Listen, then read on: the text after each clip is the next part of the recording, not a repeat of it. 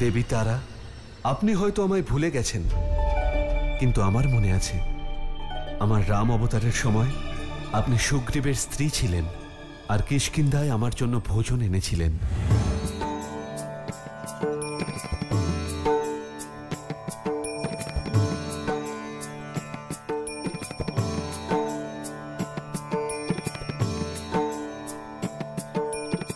আপনার আজ্ঞায় সকল বানর সেনা লঙ্কার উদ্দেশ্যে যাত্রা করেছে। এবার আমাদেরও যেতে হবে প্রভু। আপনি সত্য বলেছেন হনুমান, আমিও দেবী সীতার মুক্তির জন্য উদ্গ্রীব।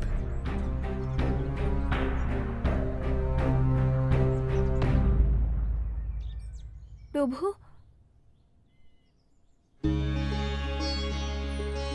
মহারানী তারা আর এখানে? প্রভু, আপনার পায়ের ধুলো পেয়ে কিষ্কিন্ধার ভূমি ধন্য হয়ে গেছে, কিন্তু আপনি আমাকে আপনার সেবা করার সুযোগই দিলেন না। সেই জন্য আমি নিজে আপনার জন্য ভোজন নিয়ে এসেছি। দেবী, আপনার স্বামীর মৃত্যুর পরেও আপনি আমাকে ক্ষমা করেছেন, আমি সত্যি কৃতজ্ঞ। প্রভু, যার যা প্রাপ্য ছিল সে তা প্রাপ্ত করেছে, কিন্তু আপনি কিষ্কিন্ধাকে অহংকার থেকে মুক্ত করে প্রসন্নতা উপহার দিয়েছেন প্রভু। এবার কৃপা করে আমাকে আরও একটা উপকার করুন প্রভু, আমার আনা ভোজন গ্রহণ করুন। দেবী, আপনি আমার জন্য ভোজন এনেছেন, এ তো আমার সৌভাগ্য, কিন্তু আমি কোনো রাজ পরিবারের সদস্যের থেকে ভোজন গ্রহণ করতে পারবো না। যতদিন না আমার বনবাস সম্পূর্ণ হচ্ছে, আমি কোনো রাজ্য বা কোনো নগর থেকে ভোজন গ্রহণ করতে পারবো না। প্রভু, আমি অনেক আশা নিয়ে আপনার জন্য এই ভোজন এনেছি, কৃপা করে আমাকে নিরাশ করবেন না প্রভু।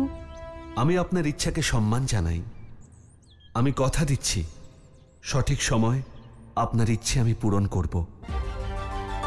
ততদিন আমি আপনার কাছে ঋণী। এবার আমায় অনুমতি দিন দেবী।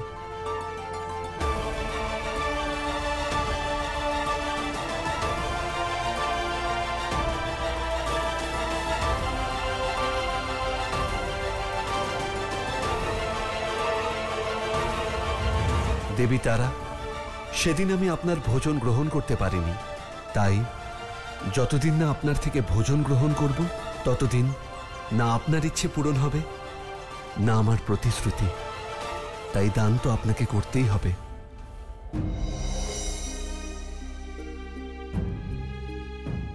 বৌঠান, আপনি এখানে? এখন আপনার আর কিসের অভাব রয়েছে যে আপনাকে এখানে আসতে হলো? বৌঠান, আমি আপনাদের অতিথি হয়ে এখানে এসেছিলাম, আর আপনারা দ্বারকাকে অনাথ করে চলে এলেন এখানে। চলুন বৌঠান, আপনার দ্বারকা আপনার জন্য অপেক্ষা করছে। না, প্রভু নিজের প্রতিশ্রুতির জন্য আমাকে ত্যাগ করেছেন, তাই প্রভু স্বয়ং আমাকে এখান থেকে না নিয়ে গেলে আমি দ্বারকায় যাব না। বৌঠান, আমার সখাকে শুধুমাত্র আপনি ফিরিয়ে আনতে পারেন, আপনি দ্বারকাকে আগের রূপে আনতে পারেন। তাই বৌঠান, দ্বারকায় চলুন, না হলে আমার সখা সন্ন্যাসী হয়ে ঘুরে বেড়াবে। ক্ষমা করবেন, কিন্তু প্রভুর এই পরিস্থিতির জন্য আপনি দায়ী। তাই এখন যা কিছুই করতে হবে আপনাকেই করতে হবে। আপনি কি বলছেন বৌঠান? আমি আমার প্রভুর ক্ষতি কেন করব? কেন ওনাকে কষ্ট দেব? আমি তো বরং আমার সারা জীবন দিয়ে ওনাকে পুনরায় দ্বারকাধীশ করতে চাইছি। আপনি যাই বলুন না কেন, জেনে হোক বা না জেনে হোক, কিন্তু প্রভুর এই পরিস্থিতির জন্য আপনিই দায়ী। না আপনি দ্বারকায় আসতেন, না আপনি নিজের সঙ্গে দুমুঠো চাল নিয়ে আসতেন, না প্রভু তা গ্রহণ করতেন, আর না সমস্ত ঐশ্বর্য, সমস্ত বৈভব হারিয়ে এভাবে সন্ন্যাসীর জীবন যাপন করতেন। আপনি ঠিকই বলেছেন বৌঠান, সব দোষ আমার, তাই আমার দোষ শুধরোতে চাই। এই সব কিছু আমার সখার হাতে সঁপে দিয়ে আমার নগরে ফিরে যেতে চাই। আর এটা ততক্ষণ সম্ভব হবে না যতক্ষণ না আপনি দ্বারকায় যাচ্ছেন। যদি আপনি এমনটাই চান তাহলে আপনার প্রভুর কাছে প্রার্থনা করুন, কারণ যতক্ষণ হরি স্বয়ং আমাকে গ্রহণ করছেন শ্রী দ্বারকায় পৌঁছতে পারবে না। বৌঠান, আমি ওকে সব রকম ভাবে বোঝানোর চেষ্টা করেছি, কিন্তু ও আমার একটা কথাও শুনছে না। যদি এমন হয় তাহলে ক্ষমা করুন, আমি আপনাকে সাহায্য করতে পারবো না। এখন বৈভবের এই সাম্রাজ্যে আপনাকে একাই পথ চলতে হবে। সমৃদ্ধির এই দুঃখ আপনাকেই বহন করতে হবে। বৌঠান, বৌঠান শুনুন।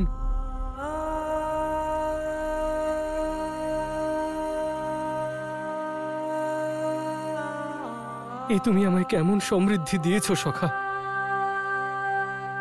যেখানে না আছে শ্রী আর না হরি। যেখানে শ্রী আর হরি নেই সেখানে দুঃখ ছাড়া আর কি বা থাকতে পারে। আমি কি করি, কিভাবে তোমাকে দ্বারকায় ফিরিয়ে আনবো?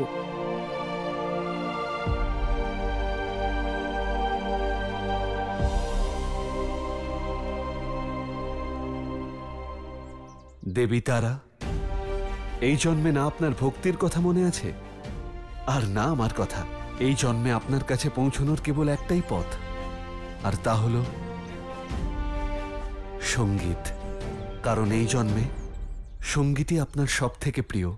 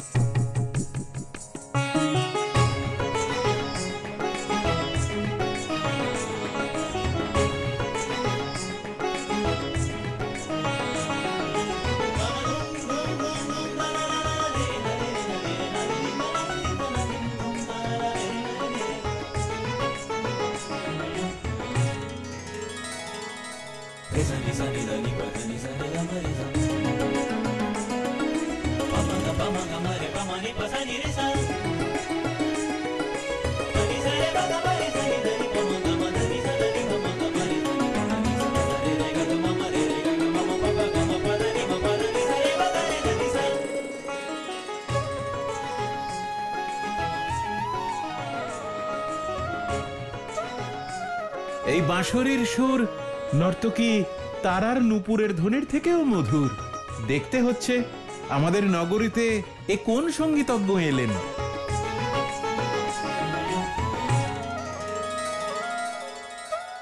এটা কে যে আমার নৃত্যে বাধা সৃষ্টি করছে?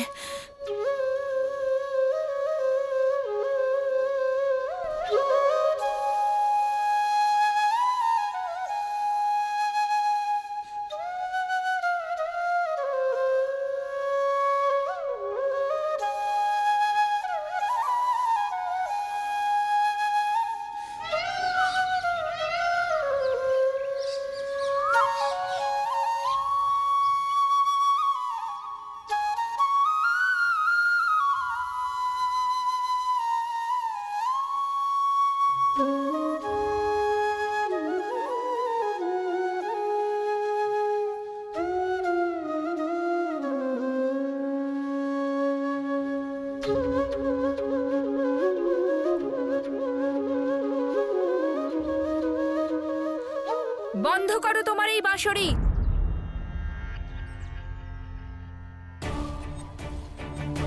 কি হলো দেবী?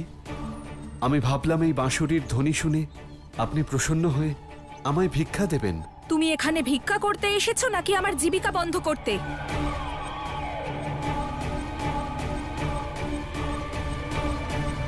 ভিক্ষা চাইতে এসেছি দেবী, ভিক্ষা দিয়ে দিন, আমি চলে যাব। তুমি যদি বাঁশরি না বাজাতে তাহলে হয়তো আমি একবার ভেবে দেখতাম, কিন্তু এখন আমি কোনোভাবেই তোমাকে ভিক্ষা দেব না।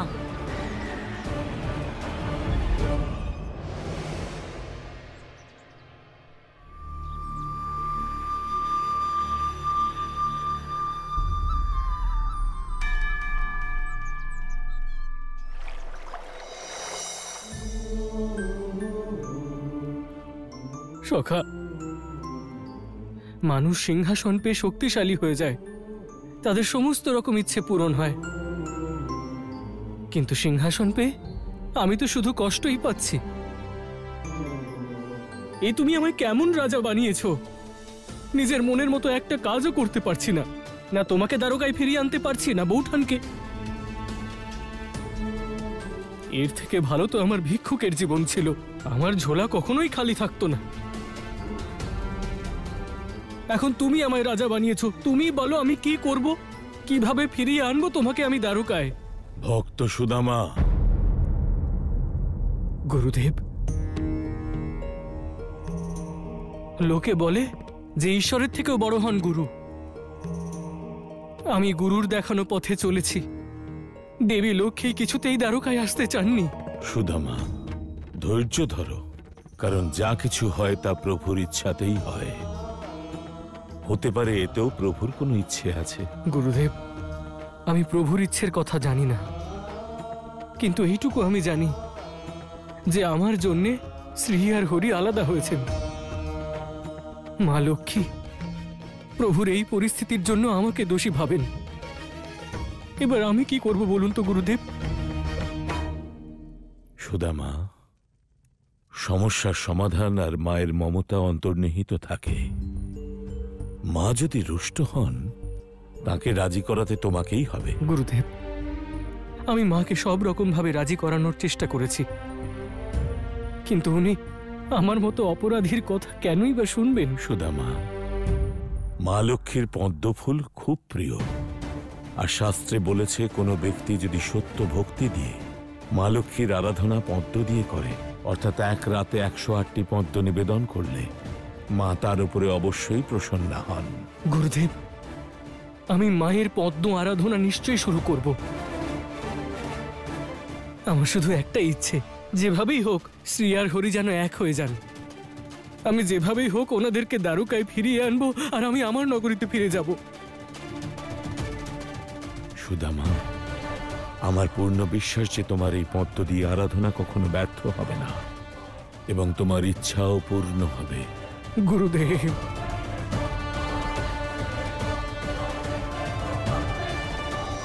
হে সখা সুদামা, আমি তোমার কষ্টকে, তোমার যন্ত্রণাকে ভালোভাবেই বুঝি, কিন্তু প্রকৃত ভক্তের পরীক্ষা সংকটের মধ্যেই হয়। আর সংকটের সময় যে ভক্ত ধর্মের পথে চলে, ভক্তিতে বিলীন থাকে, তার জন্য আমার গোলকের দ্বার সর্বদাই খোলা।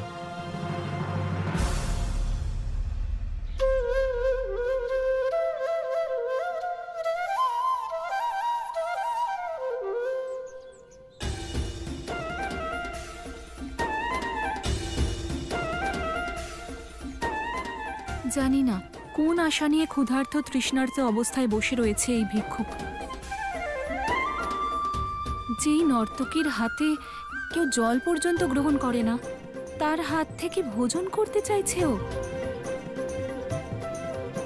কি মনোমুগ্ধকর, কি সুন্দর বাঁশরি বাজাচ্ছে। আমারও ইচ্ছে করছে ওকে ভোজন করাতে, কিন্তু আমি কি করে ভুলে যাব সেই ঘটনা যখন প্রথমবার এক ভিক্ষুক আমার গৃহে এসেছিলেন। আলোক নিরঞ্জন, অনেক দূর থেকে এসেছি, বহু দূর যাব। যে মহাত্মাকে ভোজন করাবে, পরমাত্মা তাকে সুখ আর শান্তি দেবেন। আলোক নিরঞ্জন, আসুন ঋষিবর। কল্যাণ হোক।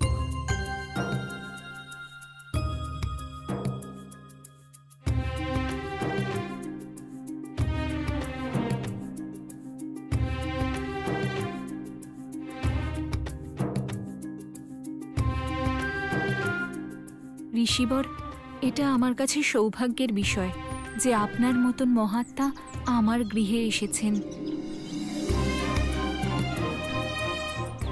এই ভোজন আমি স্বয়ং নিজের হাতে তৈরি করেছি, গ্রহণ করুন।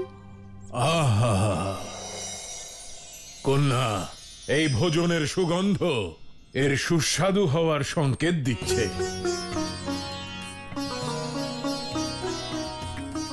জয় মা অন্নদাত্রী অন্নপূর্ণা মায়ের জয়। সকলের গৃহ এভাবেই অন্নে পরিপূর্ণ রেখো মা।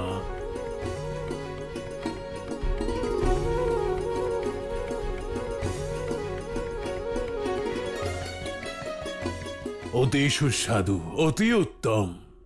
কন্যা, এই ভোজন তোমার পবিত্রতার প্রতীক। এটা গ্রহণ করে মনে হচ্ছে যে স্বয়ং ঈশ্বর তোমার আত্মায় বাস করেন।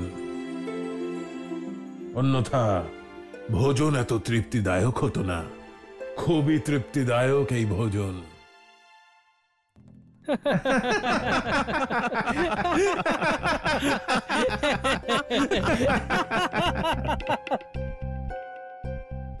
ঋষিবর, এখন তো আপনার ওই পবিত্রতার উপর আমাদের সন্দেহ হচ্ছে। অলখ নিরঞ্জন, সন্দেহ?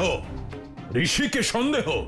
আমি চাইলে তোমাদের সকলকে পুড়িয়ে ভস্ম করে দিতে পারি। আপনার যা ইচ্ছে হয় করতে পারেন, কিন্তু আমরা যার হাতের ছোঁয়া জল পর্যন্ত গ্রহণ করি না, তার হাতে তৈরি করা ভোজন আপনার পবিত্র মনে হচ্ছে। তারপরেও আপনার ওপর সন্দেহ করব না। এমন কোন দোষ দেখেছ তোমরা এই দেবীর মধ্যে? মহাত্মা, যে আত্মার মধ্যে আপনি ভগবানের বাস দেখছেন সে হলো একজন নর্তকী। সমাজ থেকে বহিষ্কৃত। বাহ ঋষিবর, বাহ! মনে হচ্ছে আপনার মনোবৃত্তিও একই রকম, একদম এই নর্তকীর মতোই। সেই জন্যই তো এমন অপবিত্র ভোজনও আপনার তৃপ্তিদায়ক লাগছে।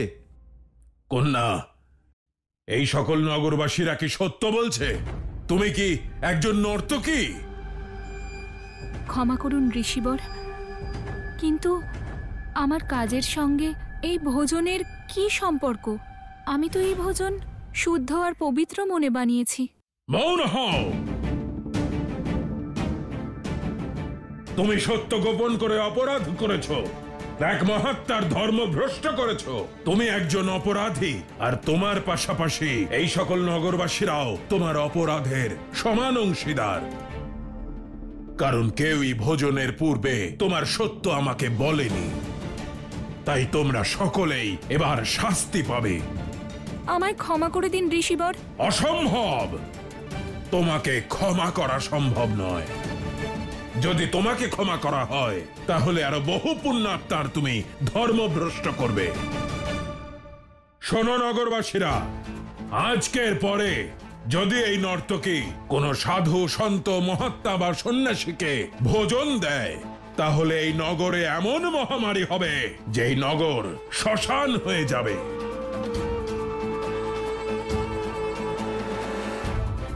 কেবল মানুষই নয়, পশু এবং পাখিরাও মৃত্যু লাভ করবে। সকল প্রাণীরই সর্বনাশ হবে। এটা আমার অভিশাপ, অভিশাপ।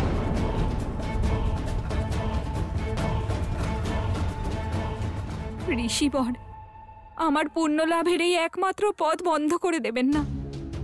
কোনো অপরাধ না করেই আমাকে এত বড় শাস্তি দেবেন না।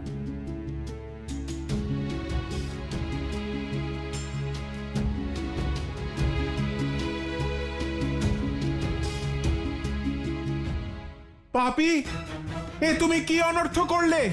আমি তো শুধু চুপ ঋষিবর। করো! বিষ্ণুর বড় ভক্ত, তাই না তুমি? আজকের পর থেকে যদি কোনো সন্ন্যাসী বা ভিক্ষুককে ভোজন করাও, কিংবা কখনো প্রভুর মন্দিরে যাও, তাহলে তোমাকে মৃত্যুদণ্ড দেব।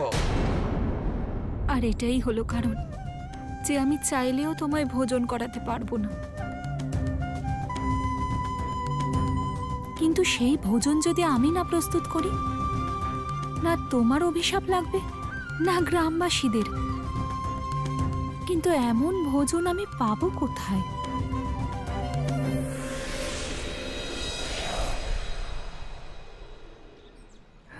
অতি সুন্দর। हे माँ अमल कमल संस्वा तद्रज पुंज बरनाम कर श्वेत कमल दृष्टा वितयुग माँ मुझाच। এই পদ্ম ফুলগুলো কি সুন্দর! মনে হচ্ছে যেন মা লক্ষ্মীর আরাধনার জন্যই জন্মেছে। এইবার তো মা লক্ষ্মীকে আমার উপরে প্রসন্ন হতেই হবে, আর আমি শ্রী আর হরির মিলন করিয়েই ছাড়ব। অতি সুন্দর।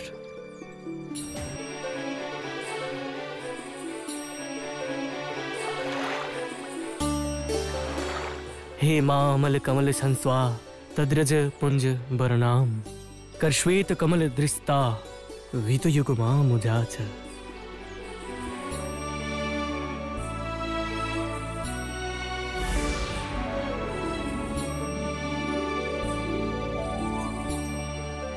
স্ত্রীর সাধনা করা এতটা সোজা নয় সুদামা। যদি সাধনা নিঃস্বার্থ না হয় তাহলে তার ইচ্ছা কখনোই পূরণ হবে না। আর আমি জানি তোমার ভক্তির পেছনে তোমার স্বার্থ আছে। তুমি প্রভুর জন্য আমার সাধনা করছো। শ্রী আর হরির আলাদা হওয়ার কারণ তুমি সুদামা। তাই আমি তোমার এই স্বার্থভরা ভক্তিকে কখনো সফল হতে দেব না।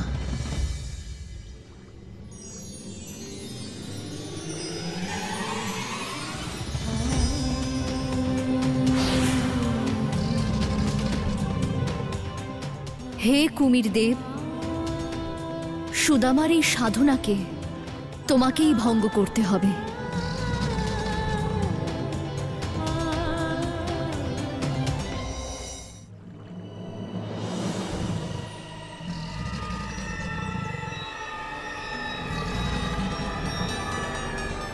অতি সুন্দর।